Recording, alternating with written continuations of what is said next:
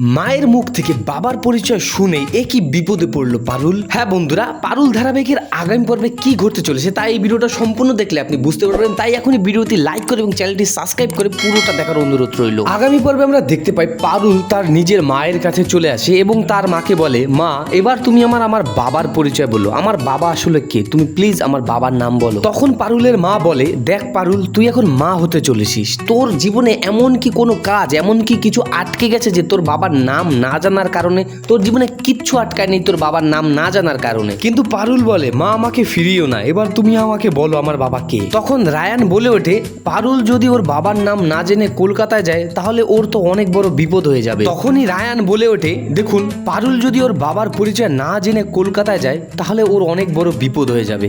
তারপরই পারুলের মা বলে, আচ্ছা ঠিক আছে, আমি তোকে তোর বাবার নাম বলবো। আর এই কথা শুনে পারুলের চোখে টলমল হয়ে যায় জলে। তো আগামী পর্বটা অনেক ইন্টারেস্ট হতে চলেছে, তো সকল আপডেট পাওয়ার জন্য এখনই তাড়াতাড়ি সাবস্ক্রাইব করে নাও। আর হ্যাঁ, পারুলকে ভালো লাগলে দুটো রেড হার্ট কমেন্ট করে দিয়ে যেও।